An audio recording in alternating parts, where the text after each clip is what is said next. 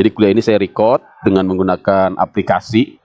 Jadi nanti akan saya upload ke YouTube saya, sehingga nanti rekan-rekan yang tidak bisa bergabung ataupun ada halangan dalam pembelajaran perkuliahan ya bisa menyimak lagi. Oh, biar rekan-rekan ya.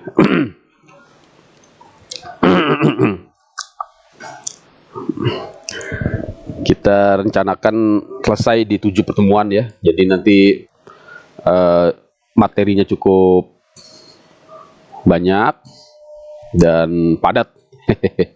Ya, tapi jangan khawatir karena sebenarnya semua materi sudah ada di YouTube saya ya. Jadi rekan-rekan tidak perlu khawatir untuk ketinggalan materi. Kemudian juga saya akan upload lagi nanti ya perkuliahan ini. Jadi semoga bermanfaat tidak hanya untuk para mahasiswa tapi juga untuk masyarakat luas pada umumnya, sehingga menjadi kontribusi kita bersama apa yang kita laksanakan pada sore hari ini menjadi bermanfaat lebih luas untuk masyarakat, gitu ya rekan-rekan. Jadi ini nanti saya record dan akan saya share di laman YouTube saya. Tidak apa-apa ya. Jadi tujuannya untuk memberikan kontribusi yang lebih luas untuk masyarakat dalam dunia pendidikan. Bentar ya, saya share screen. Sebelum saya share screen, untuk materi sebelumnya ada yang ingin didiskusikan terkait dengan pengertian dan subjek ya. Subjek dalam hukum dagang internasional. Jadi bicara hukum dagang internasional, rekan-rekan, ini sebenarnya ada beberapa pendapat ya, banyak sekali pendapat tentang pengertian maupun para subjeknya ya. Mengenai pengertian, kalau rekan-rekan kemarin simak kuliah dari saya atau menyimak YouTube saya ya, atau dari sumber-sumber yang lain, memang dari segi definisi pengertian banyak sekali ya, definisi-definisi yang saling saling beririsan ya, saling beririsan ataupun saling melengkapi gitu ya, terkait dengan ruang lingkup dari hukum dagang internasional. Ya, secara garis besar dapat saya sampaikan ada irisan yang sangat ya luas dalam bidang hukum publik dan hukum privat berbicara tentang hukum dagang internasional. Ya, jadi agak sulit untuk memisahkan apakah hukum dagang internasional ini masuk ke dalam wilayah hukum internasional publik atau masuk ke dalam hukum internasional privat. Ya, dalam subjek-subjek tertentu. Seperti saya contohkan kemarin, misalnya ketika berbicara tentang perdagangan ekspor impor ya. Ekspor impor itu memang lahir dari peristiwa bisnis ya, peristiwa bisnis yang bersifat privat. Ya, bisa bisnis to bisnis ya, atau bisnis to konsumer ke konsumen langsung ya. Bahkan bisa juga government to government ya kan, G2G ya, kalau perdagangan ekspor impornya itu memang dilakukan oleh pihak negara. Dan itu yang terkadang nanti unsur publik dari hukum dagang internasional menjadi lebih kental dibandingkan unsur privatnya. Nah, apa yang menjadi ciri khas dari perbedaan hukum dagang internasional ataupun hukum internasional secara umum di lapangan publik atau lapangan privat, yang membedakan adalah ya unsur negara ya. Apakah unsur negara terlibat di dalamnya? Negara sebagai dalam negara dalam kedudukannya sebagai otoritas ya, sebagai otoritas yang memiliki kekuasaan ya, kewenangan, kedaulatan ya, menegakkan hukum. Ya, itulah yang membedakan hukum dagang internasional dalam sektor publik ya dengan hukum dagang internasional di bidang sektor privat ya rekan-rekan ya. Nanti untuk lebih jelasnya kita akan melangkah ke materi-materi yang lebih jauh gitu ya. Karena ini hukum, walaupun ini masuk ke dalam ranah hukum bisnis ya, tapi untuk hukum dagang internasional yang kita bahas pada kesempatan ini memang nanti akan lebih banyak justru ya membahas ranah hukum publiknya dalam pengertian instrumen-instrumen hukum dagang internasional yang melibatkan negara atau yang ditegakkan oleh negara ya dalam hal ini yang bersumber dari World Trade Organization ya yang beranggotakan negara-negara ya negara-negara hampir seluruh negara-negara di dunia. Nah, itulah yang akan kita bahas dan kemudian nanti di sesi akhir dari perkuliahan saya secara khusus ya karena bidang saya memang berpraktek di bidang kepabeanan seperti Mbak Dika ya yang ada di sini juga. Saya menambahkan khusus mungkin tidak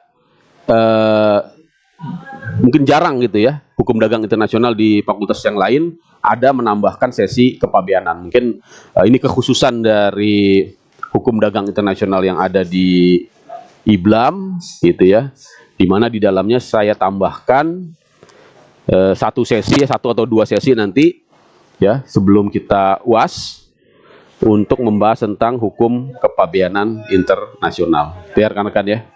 Mengenai buku ya saya tidak mengharuskan ya, tapi bebas saja silakan. Buku-buku saya kira banyak ya, baik yang soft copy ataupun yang hard copy ya. Saya sendiri sudah punya buku ya, kemarin sudah saya share.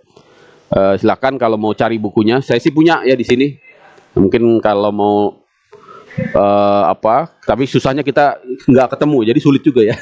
Jadi silakan beli aja di di online. Itu ya kan. Bentar ya, ada WhatsApp nih.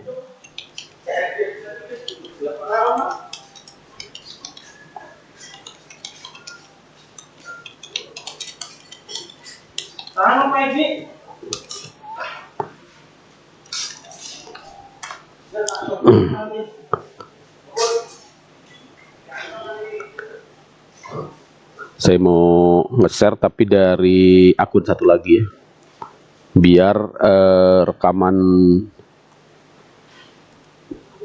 bagus.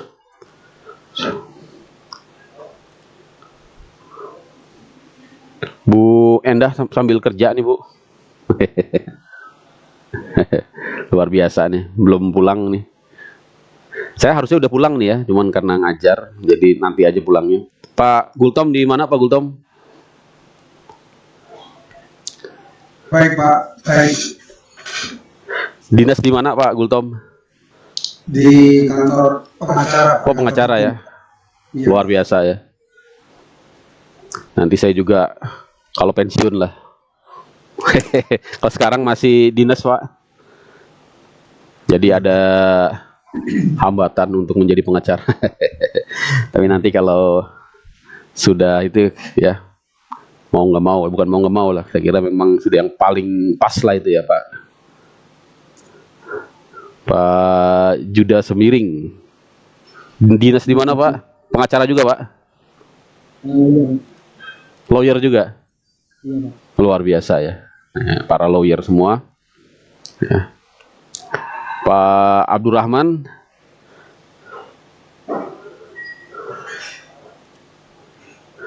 lawyer juga Pak.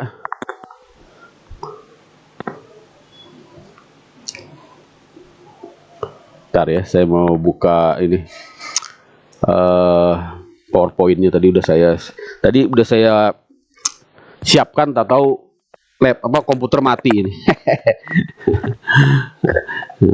Tekan-tekan ya. Bentar, mana dia? Tadi saya download di mana lupa. Bentar ya. Jadi hukum dagang internasional ini tadi ya yang saya sampaikan merupakan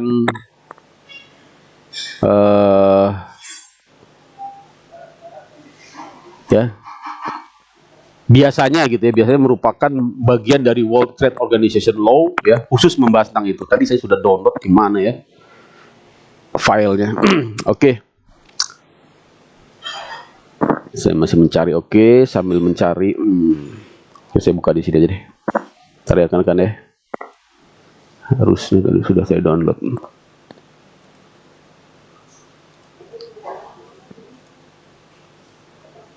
Hukum dagang internasional. Oke, sudah ada nih. Sumber hukum, nah. Jadi sumber hukum dagang internasional ini rekan-rekan penting sekali ya. Ini juga nanti kaitannya dengan hukum itu, sumber hukum internasional tentunya ya. Dan saya secara khusus membahas nanti juga tentang kaitannya dengan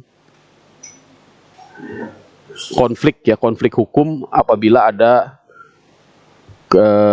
perbedaan pengaturan ya antara hukum nasional dengan hukum internasional ya, bagaimana tinjauan hukum atas hal tersebut gitu ya rekan-rekan ya. Oke, ini agak lambat komputer saya. Oke, sudah saya share screen ya. Mana dia? Mana sih? Bentar ya. Share Windows. Oke. Nah, sudah muncul ya. Muncul ya rekan-rekan ya. Kita lagi proses. Oke. Sudah muncul dia. Nah, ini nanti akan saya share juga bahan ajarnya ya, tentang sumber hukum perdagangan internasional ya, sumber-sumber hukum. Kita kemarin ingat di PIH ya, pengantar ilmu hukum, mungkin kan-rekan yang dari S1-nya hukum ya sudah lama sekali saya kira ya, Pak Togi mungkin sudah 20 tahun yang lalu kali S1 hukumnya enggak ya Pak? Ya. 34 tahun yang lalu. 34 tahun yang lalu, Masya Allah. Ya, tapi itu kan kalau lawyer kan ilmu hukumnya memang selalu dipakai ya, jadi selalu update terus. Jadi kalau kita ingat pelajaran PIH ya, sumber hukum itu ada dua ya, sumber hukum material dan sumber hukum formil ya. Yang akan kita bahas di kesempatan ini tentunya sumber hukum formilnya, artinya sumber hukum yang memiliki kekuatan mengikat ya, sebagai sumber hukum formil ya rekan-rekan ya.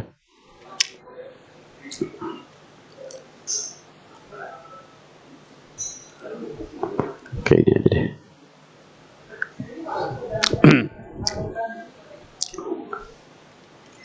Oke.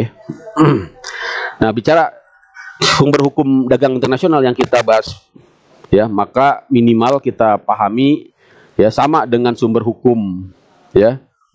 Pada umumnya ketika kita memahami hukum itu sebagai perangkat sistem norma yang luas ya, tidak hanya terbatas pada peraturan perundang-undangan yang bersifat tertulis ya. Di dalam hukum dagang internasional sebagaimana juga hukum internasional pada umumnya ya, kita mengenal ya jenis-jenis sumber hukum yang sangat luas ya. Nah, karena ini berdimensi hukum internasional ya, maka tidak hanya peraturan perundang-undangan nasional, justru ya yang menjadi sumber utama dari hukum dagang internasional adalah perjanjian internasional. Itu ya rekan-rekan ya. Makanya nanti jangan heran, jangan kaget, kita akan banyak membahas tentang ya agreement-agreement ya, tentang traktat-traktat ya, tentang konvensi-konvensi internasional tentunya di bidang hukum dagang ya. Yang kedua, nah ini yang masuk ke dalam jenis hukum yang tidak tertulis, yang disebut dengan hukum kebiasaan internasional ya, yang customary law ya, seperti kemarin saya sampaikan ya, contohnya yang menjadi hukum kebiasaan internasional ini jenis-jenis hukum ya, yang dihormati, yang dipatuhi ya, yang dilaksanakan oleh para ya subjek-subjek hukum dagang internasional ya, walaupun dia tidak tertulis ya. Tapi memang pada dewasa ini ya, dengan begitu maraknya ya, begitu giatnya kegiatan pembangunan hukum termasuk di bidang hukum dagang internasional, memang ya hukum-hukum yang tidak tertulis itu sudah ya banyak dikodifikasi ataupun dibukukan ya, dituliskan ya ke dalam bentuk dokumen-dokumen hukum ya di bidang hukum dagang internasional sendiri ya, misalnya ya produk-produk hukum yang dikeluarkan oleh international ya Chambers of Commerce yang saya sampaikan ya. Yang ketiga adalah putusan prinsip-prinsip hukum umum ya. General Principle of Law ya, ini juga bagian dari sumber hukum dagang internasional seperti halnya sumber hukum internasional ya. Kalau di hukum internasional ya, rekan-rekan mungkin juga sudah dapat di S1 dulu ya, atau di S2 ini dapat lagi enggak ya? Hukum internasional enggak ya? Enggak dapat lagi ya. Ya, salah satu memang bagian dari sumber hukum internasional adalah prinsip-prinsip ya, hukum yang dianut oleh negara-negara yang beradab ya. Civilized ya, nation principle ya. Civil prinsip-prinsip negara-negara yang beradab ya. Jadi di situ menganut jenis sumber hukum ya yang bersifat luas, Artinya sumber hukumnya tadi ya tidak hanya yang bersifat tertulis tapi juga yang tidak tertulis, yang berbentuk prinsip-prinsip ya, doktrin-doktrin, ajaran-ajaran, prinsip-prinsip hukum yang bersifat umum. Berikutnya putusan badan-badan. Nah, ini mengandung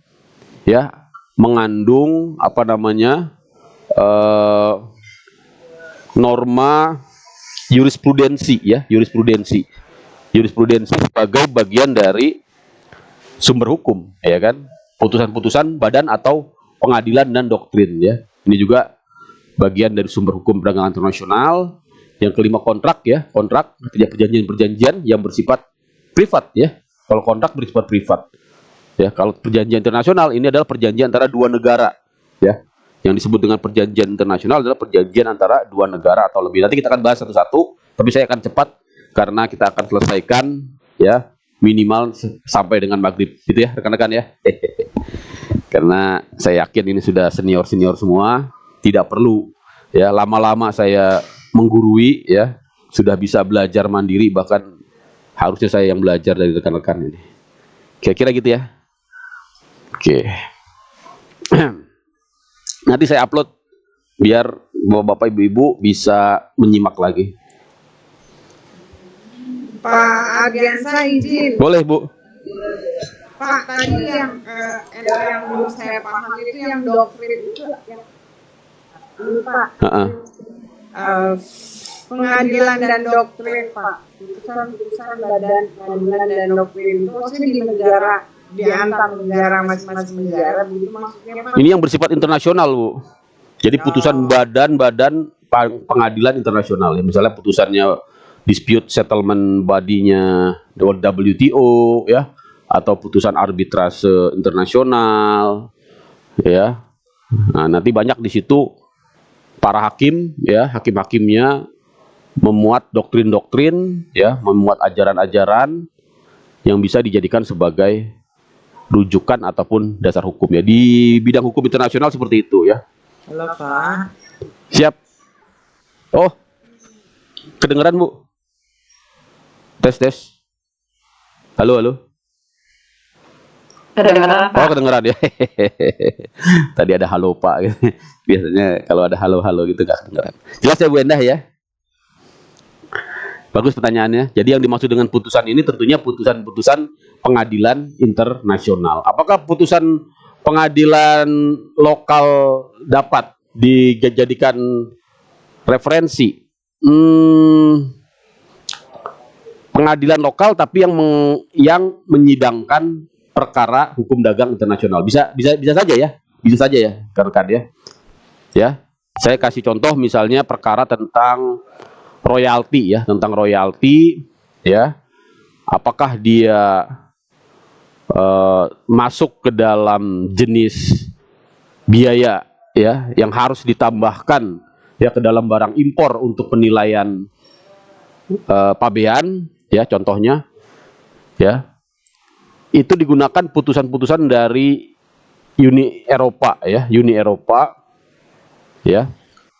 yang memutuskan tentang kasus serupa gitu ya kan ya. Dan itu diambil doktrinnya ya, diambil rasionalisasi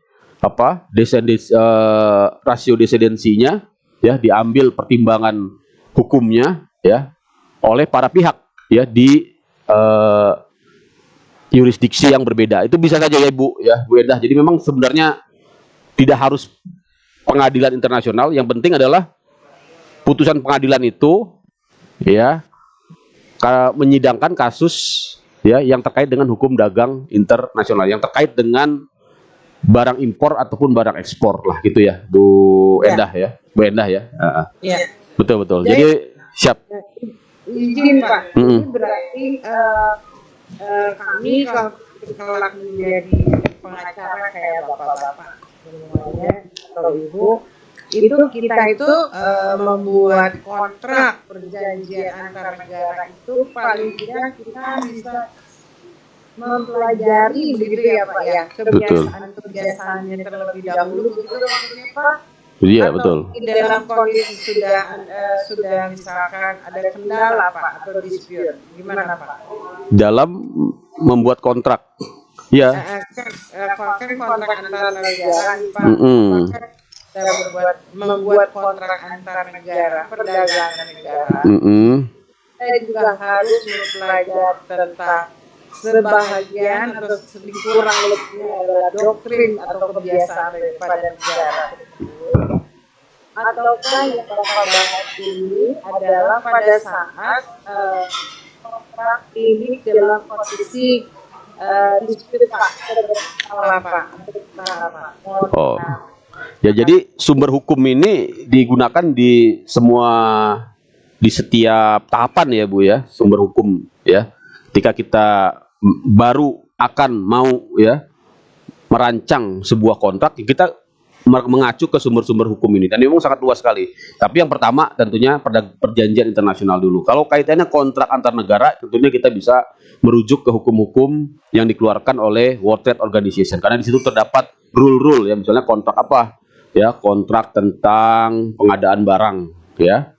Kita bisa mengacu ke situ ya, misalnya masalah dari World Trade Organization itu banyak ya, misalnya dia mengeluarkan tentang gandum, Pak, misalnya tentang barang-barang produk apa namanya pertanian ya kan, yang minimal kan di situ kita bisa lihat ya agreement-agreementnya ya, apa namanya persyaratan-persyaratannya ya, hak dan kewajiban masing-masing negara ya, terutama ya kalau kaitannya dengan kontrak antar negara ya, kontrak antar negara itu harus memang tidak boleh bertentangan dengan ketentuan-ketentuan World Trade Organization ya, seperti misalnya prinsip-prinsip most favored nation ya, tidak boleh melakukan diskriminasi ya dengan negara-negara pihak yang partner dagang, tidak boleh melakukan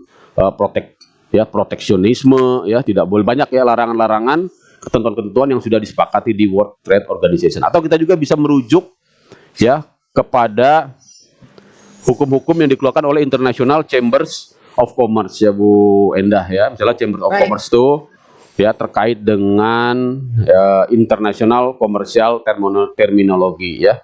Kita mengenal misalnya kita mau menyepakati apa nih ya, menyepakati tentang pembagian biaya ya, pembagian risiko dalam kontrak dagang ya. Di situ ada diatur, ada 11 ya, kalau di ICC itu di Incoterms ada 11 terminologi perdagangan. Nanti kita akan bahas khusus itu ya. Ada yang FOB ya, ada yang CIF, ada kita harus mengacu ke situ.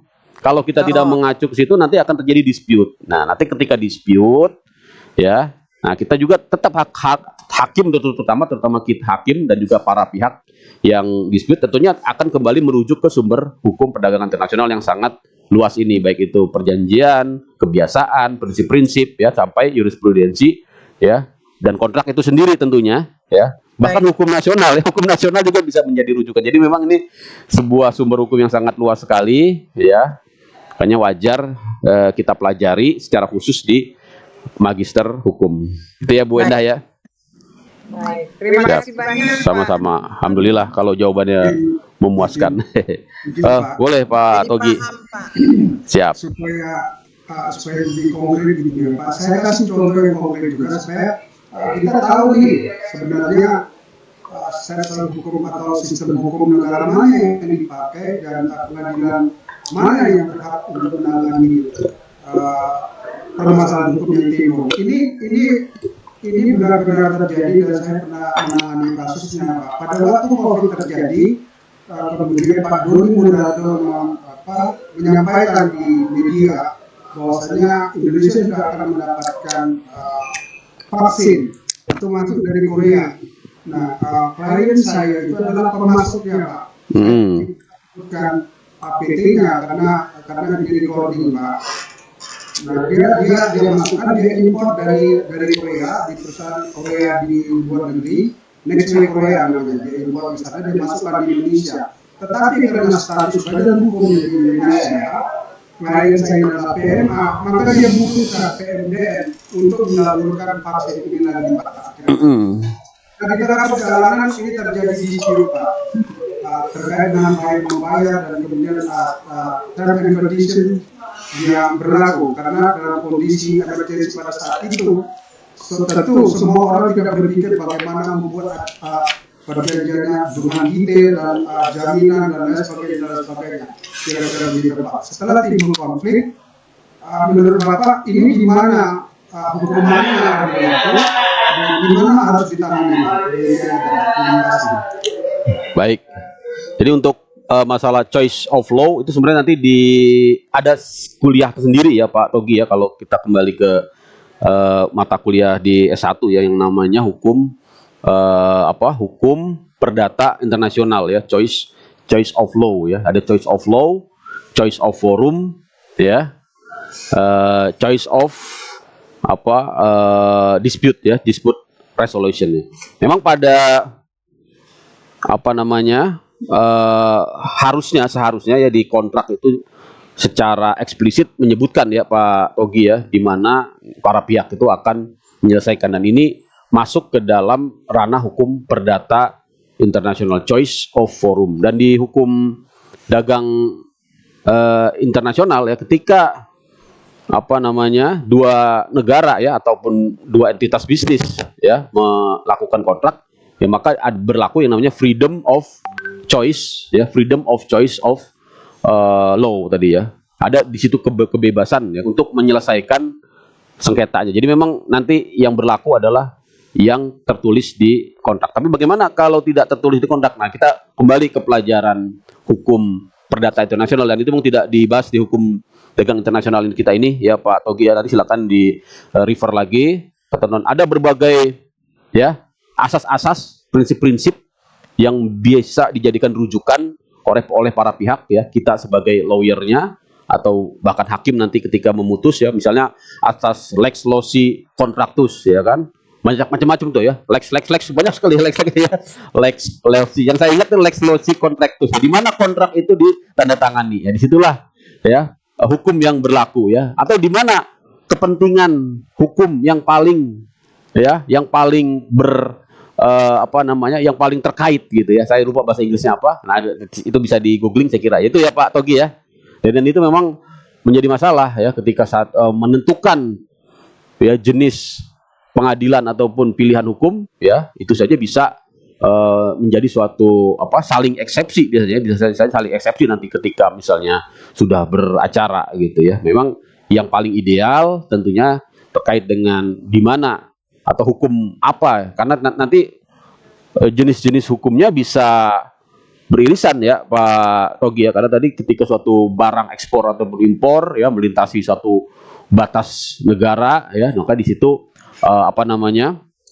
ada irisan ya hukum di dua negara ya. Tapi pada lazimnya itu tercantum di dalam kontrak ya. Kalau kontrak pengangkutan barang itu lazimnya tercantum di Bill of Lading ya. Di Bill of Lading itu ya sudah menjadi standar baku ya. Kita lihat ada pilihan hukum ya, biasanya menunjuk satu arbitrase internasional ya, ketika terjadi terjadi dispute gitu ya Pak Togi ya. Siap. Luar biasa, ternyata sudah praktek langsung ini ya. Oke, nanti gantian lah Pak Togi juga bisa ya memberikan materi, saya kira ya, langsung praktek ini. Saya kira itu rekan-rekan, ini untuk definisi-definisinya perjanjian internasional saya kira sudah sama-sama paham ya. Yang harus diperhatikan dari definisi perjanjian internasional ini adalah para pihaknya ya. Para pihaknya haruslah negara ya, rekan-rekan ya. Karena dia ini sumber hukum yang terpenting ya. Perjanjian internasional juga dapat bersifat internasional, multilateral, regional ya, ataupun bilateral. Nah, ini ya, bagaimana daya mengikat perjanjian internasional ini yang menjadi perdebatan kita kalau belajar hukum internasional ya, yang dari Fakultas Hukum tentu ingat yang namanya ajaran monoisme dan dualisme ya, itu berlaku terus gitu ya, dan itu memang dua mazhab ataupun dua penerapan hukum yang selalu ada gitu ya, antara dualisme dan monoisme ya. Daya mengikatnya bagaimana ya? Perjanjian internasional itu mengikat berdasarkan kesepakatan ya. Nah, tapi nanti menjadi pertanyaan, yang diikat itu siapa gitu ya? Karena kan yang menandatangani perjanjian internasional itu adalah negara gitu ya. Apakah masyarakat warga negara langsung terikat kepada perjanjian itu? Dan ini ada sebuah bahasan ya, bahasan hukum yang cukup cukup mendalam tentang ini biar rekan-rekannya. Nah, kemudian perjanjian internasional yang telah diratifikasi tersebut ya menjadi bagian dari hukum nasional negara. Nah, jadi di sini ada sebuah ya saya katakan kebiasaan ya, karena tidak selalu ya perjanjian internasional itu harus diratifikasi untuk menjadi bagian dari hukum nasional. Ada perjanjian-perjanjian internasional ya, makanya ini sifatnya memang bukan suatu hal yang yang mutlak gitu ya, ratifikasi ini ya. Seperti yang saya kemarin contohkan, produk-produk perjanjian internasional yang dikeluarkan oleh ICC ya, International Chambers of Commerce, tidak pernah diratifikasi ya, tapi dia langsung mengikat, self implemented gitu ya. Diratifikasi ataupun tidak diratifikasi, ketika berkait dengan perdagangan internasional, maka seluruh negara ya, semua pihak pasti akan merujuk ya kepada yang namanya internasional ya, komersial Incoterms ya, internasional komersial terminologi ya, Incoterms.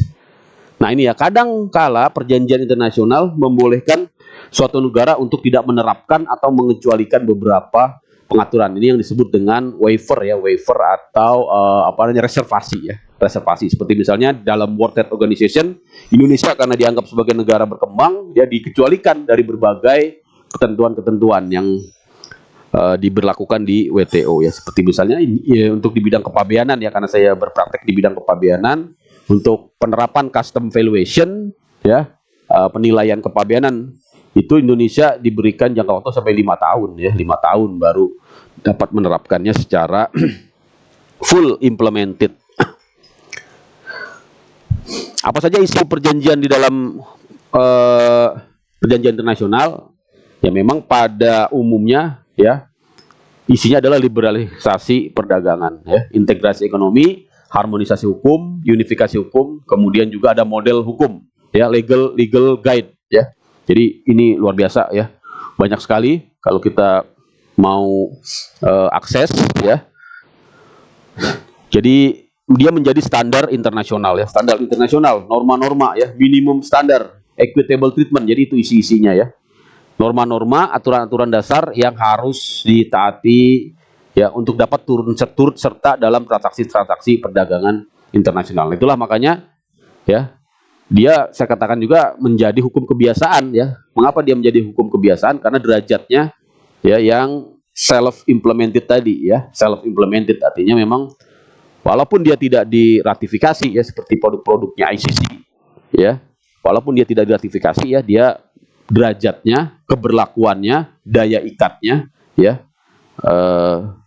langsung mengikat ya, sebagai tanpa harus melalui proses ratifikasi. Nah, sebaliknya ada hukum internasional, hukum perdagangan, hukum perjanjian internasional yang sudah diratifikasi ya, tapi dia belum dapat diberlakukan ya. Jadi ratifikasi ini sebenarnya debatable gitu ya, kalau kita mengacu keputusan Mahkamah Konstitusi gitu ya, misalnya tentang pengujian piagam ASEAN gitu ya. Di situ ada dua pendapat ya. Ada sebagian hakim yang mengatakan ratifikasi itu hanyalah pengesahan, ya pengesahan saja, ya pengesahan, tetapi dia bukan merupakan hukum positif yang berlaku untuk suatu negara, gitu ya. Itu misalnya pendapatnya Ibu Maria, ya Ibu Maria Farida, ya Maria Farida. Ya begitu juga pendapatnya ini hakim konstitusi yang lama ya di tahun 2013 kalau tidak salah, ya karena kan bisa akses putusannya tentang pengujian piagam ASEAN. Jadi piagam ASEAN itu ya di tahun 2008 kalau tidak salah, piagam ASEAN itu di judicial review ya, undang-undangnya, undang-undang ratifikasinya di judicial review karena dia nilai bertentangan dengan semangat ya bertentangan dengan Undang-Undang Dasar 1945 terkait dengan pasal 33 terutama ya, ataupun terkait dengan demokrasi ekonomi, karena dianggap piagam ASEAN ini yang akan membentuk masyarakat ekonomi ASEAN dianggap akan menjerumuskan Indonesia ke dalam ya liberalisme ekonomi yang berpotensi melanggar konstitusi. Nah, tapi putusan dari Mahkamah Konstitusi mengatakan menolak ya, menolaknya justru menolak secara formal ya, bukan menolak secara material. Kenapa menolak secara formal? Karena mengatakan undang-undang ratifikasi ya, walaupun dia namanya undang-undang, dia tadi ya pendapat dari salah satu hakim konstitusi mengatakan dia bukan merupakan pengesahan, dia bukan merupakan hukum positif yang berlaku memiliki daya ikat, tapi dia hanyalah sebuah pengesahan. Nanti ketika dia diimplementasikan lebih lanjut ya dalam bentuk undang-undang transformasi ya, misalnya kaitannya dengan hukum dagang internasional ya, undang-undang tentang paten, undang-undang tentang merek ya, undang-undang tentang perdagangan, termasuk undang-undang kepabeanan. Nah, itulah yang bisa diajukan judicial review. Undang-undang ratifikasinya dia tidak bisa diajukan judicial review ya. Itu ya rekan-rekan ya. Ini mungkin nanti ditonton lagi di YouTube kalau masih kecepatan gitu ya, karena waktu kita terbatas. Kok ini Mbak Dika sudah sampai rumah gimana nih?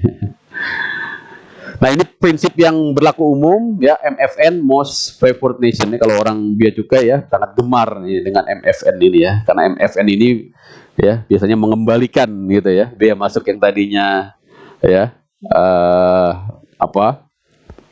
bea masuk yang non MFN, artinya bea masuk preferensial ya, dikembalikan ke MFN ya. Nanti kita akan bahas khusus ya tentang itu. Jadi MFN Most Favored Nation ini artinya mensyaratkan perlakuan non diskriminasi ya kepada semua negara. Ya, kan ya. Ini saya cepat-cepat aja. Equal treatment ya, sama dengan tadi prinsip MFN, ada prinsip equal treatment ya, artinya apa? Ya. Negara-negara peserta dalam suatu perjanjian disyaratkan untuk memberikan perlakuan yang sama satu sama lain, yaitu semangatnya seperti itu ya. Tapi pada prakteknya saya terus terang memang secara khusus disertasi saya ya membahas tentang ini ya, bagaimana sengketa-sengketa antar negara di dalam hukum perdagangan internasional, termasuk di dalam perdagangan bebas ya. Di buku saya yang saya share kemarin tentang pengantar hukum transaksi bisnis transnasional ya, di bab terakhir saya khusus juga menulis tentang itu ya. Sengketa-sengketa banyak sekali terjadi ya, tidak hanya di Asia ya, justru yang banyak terjadi itu sengketa di negara-negara NAFTA ya, NAFTA itu North Amerika ya, Amerika Utara ya, yang terdiri dari 3 negara saja padahal ya, Amerika, Meksiko dan Kanada, tapi ternyata banyak sekali ya sengketa di antara 3 negara itu ya. Jadi walaupun sudah mengikatkan diri dalam perjanjian perdagangan bebas ya, masing-masing negara ternyata masih memiliki kepentingan sendiri-sendiri ya, dan berujung kepada konflik ya, sengketa ya. Konfliknya adalah sengketa ya, seperti misalnya penerapan proteksionisme ya, dalam bentuk penerapan bea masuk ya, bea masuk bea masuk pembalasan ya, termasuk juga tindakan-tindakan dalam bentuk non tarif barrier ya yang dilakukan sesama negara anggota NAFTA tadi ya. Saya bahas khusus ya di buku itu ya. Nanti kalau bisa ketemu sama Mbak Dika, mungkin saya titip ke Mbak Dika, karena kan bisa ketemuan gitu ya. Kalau enggak ya tadi ya beli aja di Tokopedia, harganya 60 ribuan. Atau rekan-rekan bisa mengakses Google Scholar saya ya. Atau ResearchGate ya, ResearchGate juga bisa, cari aja di ResearchGate Ardiansah Dr. Ardiansah. Di situ saya share kopinya, soft kopinya ya. Nah, ini yang pengecualian dari prinsip MFN dan equal treatment tadi yang disebut dengan preferential treatment, dan inilah sekarang yang menjadi ya tren dari perdagangan internasional mengalahkan tren World Trade Organization dengan prinsip WTO dan equal treatment-nya ya. Preferential treatment itu yang kita kenal dengan nama FTA ya, Free Trade Agreement ya. Prinsip ini ya mengecualikan dari prinsip non diskriminasi. Jadi pengecualian ya. Justru berbeda dengan prinsip MFN, prinsip preferential treatment ini justru memberikan ya perlakuan khusus ya yang lebih menguntungkan kepada suatu negara daripada negara lain. Jadi ini pengecualian ya dari prinsip ya MFN ya, menguntungkan suatu negara daripada negara lain. Jadi prinsip ini bisa diterapkan ya apabila negara-negara tersebut memiliki hubungan politis dan hubungan ekonomis. Biasanya ini dalam lingkup regional ya, seperti Indonesia banyak sekali ya terlibat dalam kesepakatan tarif preferensial atau FTA ini ya. Mungkin sudah puluhan ya, yang paling besar yang sekarang kita rasakan adalah dengan Cina ya. ASEAN China Free Trade Agreement ya, ACFTA ya rekan-rekan ya. Kemudian juga ada lagi mega FTA ya yang terbaru yang disebut dengan RCEP ya, regional ya komprehensif regional comprehensive economic partnership yang melibatkan negara-negara di Asia dan Pasifik ya, Asia dan Pasifik. Jadi anggotanya ya luas sekali, besar sekali ya, sebagai akhirnya yang mendominasi sekarang jenis-jenis perdagangan internasional yang bersifat preferential treatment seperti ini gitu ya rekan-rekan ya. Yang kedua, hukum kebiasaan internasional tadi yang sudah saya sampaikan, ini menjadi sumber hukum yang sangat penting ya. Mengapa ini sangat penting? Karena dianggap sebagai yang pertama-tama lahir ya. Jadi sebelum ada hukum-hukum yang tertulis, hukum-hukum dagang internasional yang bersumber dari kebiasaan inilah yang pertama kali lahir ya rekan-rekan ya. Dari awal perkembangannya disebut dengan hukum perdagangan internasional, justru lahir dari praktek-praktek para pedagang ya, yang diulang-ulang sedemikian rupa ya sehingga dia menjadi hukum kebiasaan ya. Disebut juga dengan Lex Mercatoria ya, Lex Mercatoria atau hukum para pedagang ya rekan-rekan ya. Jadi hukum kebiasaan internasional di dalam hukum dagang disebut dengan Lex Mercatoria ini ya berkembang ya, yaitu berupa kebiasaan-kebiasaan yang tertuang dalam kontrak-kontrak perdagangan internasional, misalnya klausul-klausul standar ya, kontrak-kontrak di bidang pengangkutan, inilah terutama kontrak-kontrak di bidang pengangkutan ya yang tercantum di dalam Bill of Lading ya. Itu ya sebelum diundangkan, bukan diundangkan misalnya, sebelum di kodifikasi ya di dalam perjanjian-perjanjian internasional tentang pengangkutan, misalnya hedge rule ya, atau internasional UCPDC ya, uniformity custom and documentary credit ya, atau di dalam International Sales of Goods Convention ya. Sebenarnya ya sebelum itu di tanda tangan nih dibuat ya, perjanjian-perjanjian tersebut sudah terlebih dahulu dalam hukum kebiasaan internasional ya, kontrak-kontrak ya di bidang pengangkutan memang sudah memiliki satu standar baku atau kebiasaan-kebiasaan yang berkembang dalam kontrak-kontrak tersebut ya rekan-rekan ya. Berikutnya prinsip-prinsip hukum umum. Nah, ini tadi yang saya sampaikan, ini merupakan hukum internasional ya, sumber hukum internasional secara umum, tidak hanya di bidang hukum dagang internasional tapi juga di bidang hukum internasional ya. Itu prinsip-prinsip hukum umum ya. Memang pengertiannya macam-macam ya. Jadi ini memang akhirnya menjadi sesuatu yang sangat luas ya, prinsip-prinsip hukum umum ya. Sumber hukum ini akan mulai berfungsi manakala perjanjian ya ataupun hukum kebiasaan tidak memberikan jawaban. Nanti hakim atau para pihak akan mengacu kepada prinsip-prinsip hukum umum ini yang tentunya mereka gali ya dari berbagai literatur ya, sumber-sumbernya kembali kepada literatur ya, kembali kepada publikasi-publikasi ilmiah gitu ya rekan-rekan ya, prinsip-prinsip hukum yang berlaku umum. Nah, tadi ya putusan-putusan organisasi internasional, resolusi-resolusi ya, itu juga menjadi rujukan ya. Jadi menganut asas jurisprudensi ya.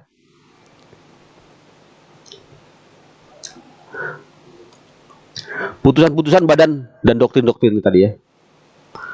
Sumber hukum ini memainkan peran apabila sumber-sumber hukum yang tadi kita sebutkan tidak memberikan kepastian atau jawaban atas suatu permasalahan hukum ya. Keputusan-keputusan pengadilan ya dalam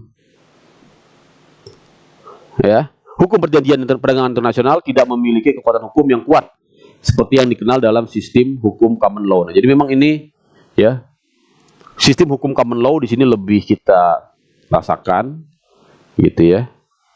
Karena di sini menganut tadi ya judge made law ya, judge made law, hukum yang dibuat oleh hakim ya. Judge made law itu ya yaitu jurisprudensi, yaitu putusan-putusan ya pengadilan yang dijadikan sebagai doktrin ya. Statusnya sedikit banyak seperti yang kita kenal dalam sistem hukum kontinental ya. Oke. Sifat putusan pengadilan ini ditegaskan dalam Japan Text of All. Nah, ini kita bisa cari di Google silakan, Japan Text on Alcoholic Beverage ya yang diputus oleh WTO. Ya, jadi WTO ini dalam dia memutus ya sidang panelnya itu juga menggunakan putusan-putusan dari ya jurisprudensi dari badan-badan ataupun pengadilan-pengadilan ya dan doktrin-doktrin ya kan ya. Nah, kontrak ya ini sumber hukum yang terakhir ya. Ya belum ya, terakhir nanti hukum nasional ya. Jadi kontrak ini ya merupakan sumber utama juga ya, terpenting ya, kontrak yang dibuat oleh pedagang itu sendiri ya. Jadi ya karena berlaku asas pacta sunt servanda ya, perjanjian mengikat sebagaimana halnya undang-undang gitu ya.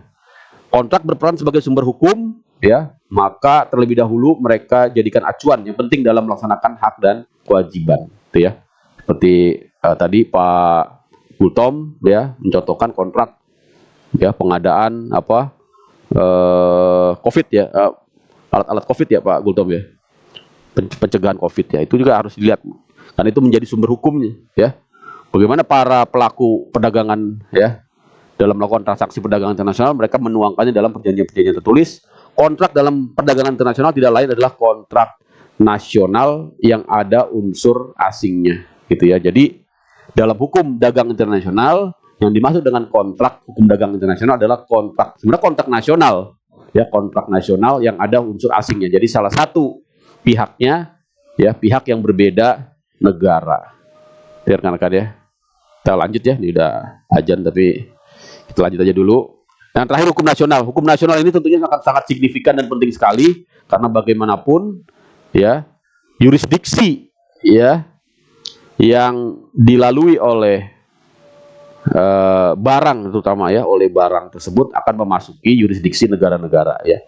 Dia menjadi signifikan sebagai sumber hukum ya internasional yang terlibat, dan perang hukum nasional ini sendiri antara lain akan mulai lahir manakala timbul sengketa. Nah ini ya, ketika timbul sengketa maka di sini peran hukum nasional, karena yang melakukan eksekusi ya, walaupun nanti misalnya penyelesaiannya melalui lembaga-lembaga internasional, tetap proses eksekusinya harus melalui hukum nasional ya. Ketika ya misalnya arbitrase internasional memutuskan ya memenangkan satu pihak ya dan melakukan eksekusi ya, apabila para pihak tidak secara sukarela ya melaksanakannya, maka negara di sini melalui pengadilan ya dalam hal ini tunduk kepada hukum nasional ya. Dalam hal yang demikian itu maka pengadilan ya inilah ya pertama-tama yang akan melihat klausul pilihan hukum tadi yang saya sampaikan ya Pak Gultom, ini ada di sini.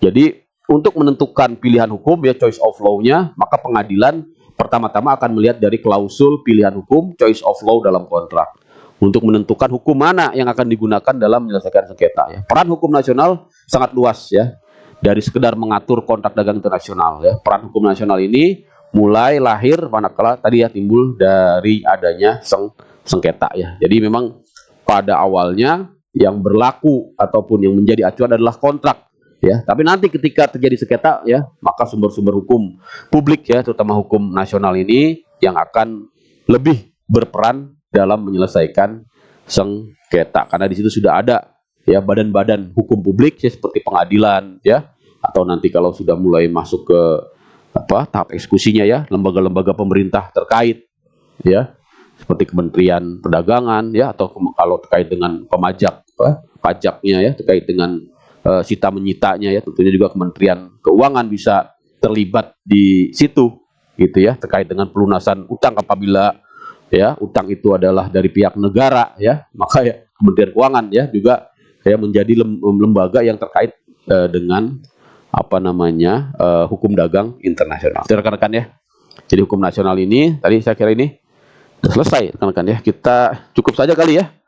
Cukup saja karena materi yang kedua mungkin bisa kita sampaikan di sesi berikutnya. Bagaimana untuk sumber-sumber hukum? Boleh nanya, oh boleh, siap. Boleh dong. Besok juga boleh. Tanya ya Pak Adi. Silakan. Satu aja kok. Oh satu aja. Tadi terkait ini apa yang ratifikasi tadi. Kan tadi disampaikan bahwa ratifikasi itu bukan sebuah keharusan karena ada hal-hal yang aturan-aturan nggak perlu diratifikasi pun sudah bisa diberlakukan. Yang tadi contohnya adalah Incoterm. Nah, pertanyaannya ada nggak sih spesifikasi mana yang harus atau perlu ratifikasi dan mana yang ya udah langsung bisa diterapkan di hukum nasional gitu. Jadi kita mengacu ke undang-undang perjanjian internasional ya. Di undang-undang perjanjian internasional itu memang bahkan proses ratifikasinya pun ada dua kan Mbak Dika ya. Ada dua ya, yaitu ratifikasi yang melalui DPR artinya dalam bentuk undang-undang dan ratifikasi yang cukup oleh eksekutif saja, cukup oleh presiden. Di undang-undang perjanjian internasional itu sudah ada ya, nanti rekan-rekan tinggal lihat aja. Tapi memang pelaksanaannya pun tidak konsisten gitu ya, tidak konsisten ya. Ya tadi itu ya, karena misalnya di undang-undang itu dikatakan jenis-jenis perjanjian internasional yang diratifikasi ya, yaitu yang terkait dengan pertahanan ya, keamanan, dan ratifikasinya harus melalui DPR ya. Pertahanan ya kan, keamanan, kemudian masalah keuangan ya. Dan itu pun sempat terjadi judicial review juga ya, karena masalah perpajakan terutama ya, pajak dan keuangan ini kan sebelumnya cukup diratifikasi dengan keputusan presiden ya, karena tidak masuk sektor yang harus diratifikasi oleh DPR. Ya. Jadi ini sebenarnya implementasi dari Undang-Undang Dasar Konstitusi pasal 11 kalau tidak salah, pemerintah dengan persetujuan DPR melakukan perjanjian dengan negara lain. Kemudian ditindaklanjuti dengan Undang-Undang Perjanjian Internasional kalau tidak salah, undang-undangnya masih tahun 2004 ya. Sudah direvisi ya, terakhir sudah ada juga revisinya, nanti dicari aja. Itu ya Mbak Dika ya. Kenapa tidak konsisten ya? Kadang itu ya. Kadang ada perbedaan pendapat ya tadi ya. Apakah harus diratifikasi oleh DPR atau diratifikasi oleh presiden? Yang kedua, apakah ini perlu diratifikasi atau tidak gitu ya? Nah, itu juga ya. Itu nanti tergantung dari kasusnya gitu ya. Tergantung dari perjanjian itu. Ada memang perjanjian tadi yang self implementing, dia tidak memerlukan ratifikasi ya, karena sifatnya tadi ya, sifatnya berada di ranah hukum kebiasaan internasional ya. Jadi kalau dia berada di ranah hukum kebiasaan internasional, tentunya tidak tergantung pada kemauan negara untuk meratifikasi. Karena dia self-implemented. Kenapa dia self-implemented? Dia suatu kebiasaan. Kalau ada negara yang melanggar dari kebiasaan ini, maka negara itu sudah tercoreng. Nah, makanya dia bersifat self-implemented. Maka di sini menganut asas monoisme. Artinya pandangan bahwa hukum internasional termasuk hukum perjanjian internasional sebagai satu kesatuan dengan hukum nasional. Tidak ada pembedaannya. Nah, beda dengan jenis-jenis hukum ya yang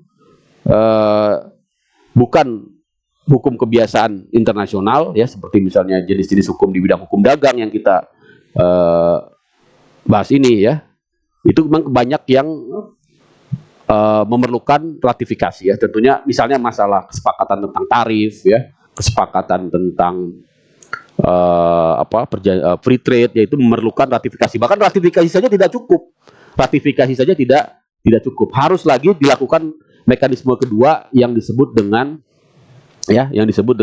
transformasi ya. Itulah mengapa undang-undang turunan dari World Trade Organization itu sangat banyak sekali ya, karena dia hanya diratifikasi dengan satu undang-undang, yaitu Undang-Undang Nomor 7 ya tahun 1994. Nah, kemudian undang-undang transformasinya itu kan banyak ya, undang-undang paten, undang-undang merek, undang-undang hak cipta ya, undang-undang kepabeanan juga salah satunya ya, undang-undang tentang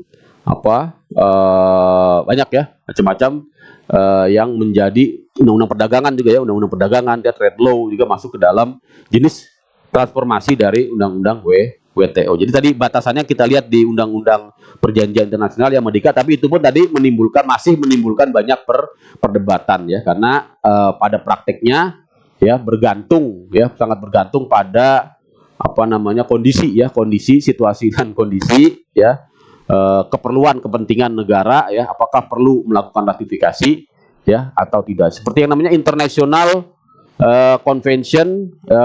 International Convention Sale of Goods ya kan, itu tidak pernah diratifikasi, sudah ada RUU-nya, sudah ada naskah akademiknya, tapi sampai sekarang tidak diratifikasi.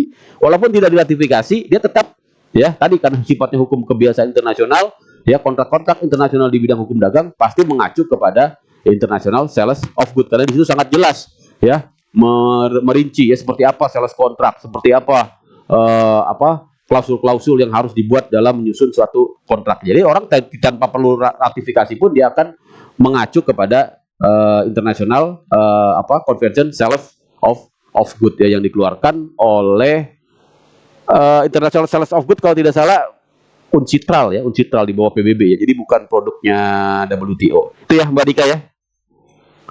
Siap, oke Pak. Siap. Terima kasih Pak Ardi. Saya memang khusus membahas tentang itu, keberlakuan ya hukum perjanjian internasional ke dalam hukum nasional ya. Di disertasi saya di salah satu babnya, sebelum saya membahas tentang masalah pokok, saya untuk salah satunya saya membahas tentang itu.